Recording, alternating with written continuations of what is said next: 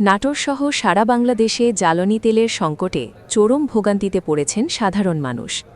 বিভিন্ন এলাকায় 1 থেকে 2 কিলোমিটার দীর্ঘ লাইনে দাঁড়িয়ে মোটরসাইকেল আরোহীরা ঘণ্টার পর ঘণ্টা অপেক্ষা করেও পাচ্ছেন মাত্র 200 থেকে 500 টাকার তেল, কোথাও আবার তেলই মিলছে না। এদিকে সরকারের বিভিন্ন মন্ত্রীরা জ্বালানি তেলের কোনো সংকট নেই বলে দাবি করলেও বাস্তব চিত্র ভিন্ন। ফলে জনমনে প্রশ্ন উঠেছে, যদি সংকট নাই থাকে তাহলে পাম্পে পাম্পে তেল নেই কেন এত দীর্ঘ লাইন? ভুক্তভোগীরা এটিকে সরাসরি জনগণের উপর জুলুম বলে আখ্যা দিয়েছেন। তাদের অভিযোগ, সরকারি কর্মকর্তারা নির্বিঘ্নে জ্বালানি ব্যবহার করলেও সাধারণ মানুষকে ঘণ্টার পর ঘণ্টা লাইনে দাঁড়িয়ে থাকতে হচ্ছে। কোথাও তাদের গাড়ি থামতে বা লাইনে দাঁড়াতে দেখা যায় না, অথচ সাধারণ মানুষের জন্য সৃষ্টি হয়েছে চরম দুর্ভোগ। এছাড়া পাম্প মালিকদের দুর্ব্যবহারেও অতিষ্ঠ হয়ে উঠেছেন গ্রাহকরা। টাকা দিয়ে তেল কিনতে গিয়ে কেন এমন আচরণ সহ্য করতে হবে, এই প্রশ্নও তুলছেন তারা। অনেকেই বলছেন, আমরা কি সরকার ও পাম্প মালিকদের কাছে জিম্মি? জ্বালানি সংকটের এই পরিস্থিতি থেকে কবে মুক্তি মিলবে, তারই উত্তর খুঁজছে সাধারণ মানুষ। এখন দেখার বিষয়, কর্তৃপক্ষ কবে কার্যকর পদক্ষেপ নিয়ে এই সংকট নিরসন করে জনভোগান্তির অবসান ঘটায়।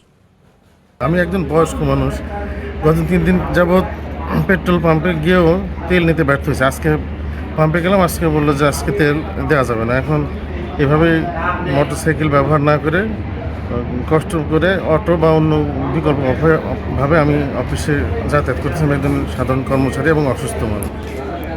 আমরা যখন পাম্পে যাই, তাদের কাছ থেকে কোনো তথ্য চাইলেও তারা সঠিকভাবে উত্তর দেয় না, একটু রাগান্বিতভাবে তারা কথা বলে। তবে তারা যখন তেল দেখা যাচ্ছে যে লাইন থেকে যারা লাইন ধরে নিচ্ছে, কিন্তু আমরা যারা দুর্বল মানুষ তারা আমরা তেলটা নিতে পারছি না। আমি একজন কলেজের কর্মচারী। আমি গতকালকে তেল নেওয়ার জন্য তেবাড়িয়া পেট্রোল পাম্পে দীর্ঘ 2 ঘন্টা লাইনে দাঁড়িয়ে থাকার পরও তেল পেলাম না। তখন আমি বাধ্য হয়ে বাড়িতে ফিরে গেলাম। আজকে আসার সময় তেল নাই বিধায় আমাকে অটোতে আসতে হয়েছে। আর আমি আরেকটা জিনিস লক্ষ্য করলাম যে সকাল 7টা থেকে লাইনে দাঁড় করিয়ে সকাল 9টার সময় তেল দিচ্ছে। এই যে 2 ঘন্টা সময় দাঁড় করে রাখছে, 2 ঘন্টাতে হাজার হাজার মোটরসাইকেল জমে যাচ্ছে। তারা যদি সারাদিনে 500 মোটরসাইকেলে তেল দেয়, ওই 2 ঘন্টা যদি 500 জনকে দিয়ে দিত, তাহলে কোনো পাম্পে ভিড়টা দেখা যেত না।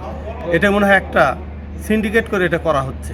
আমি ভোর 5:30টায় এসে নাটোর ফ্রেন্ডস পাম্পে তেল নিব বলে সিরিয়াল নিলাম। নাহার ক্লিনিকে এসে আমি সিরিয়াল পেলাম। এসে আমি তেল শেষ পর্যন্ত 11:30টায় আমি তেল পেয়েছি। 300 টাকার মাত্র তেল দিয়েছে।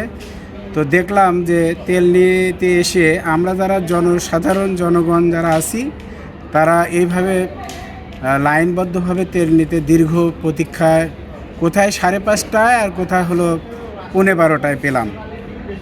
এই ক্ষেত্রে আমরা লাইন ধরে তেল নিলাম, কিন্তু বিভিন্ন সরকারি, এরপরে এনজিও, বিভিন্ন কর্মীরা তারা এক্সট্রাভাবে তেল নিচ্ছে। তাদের সময়ের মূল্য আছে, আমাদের সময়ের মূল্য নেই।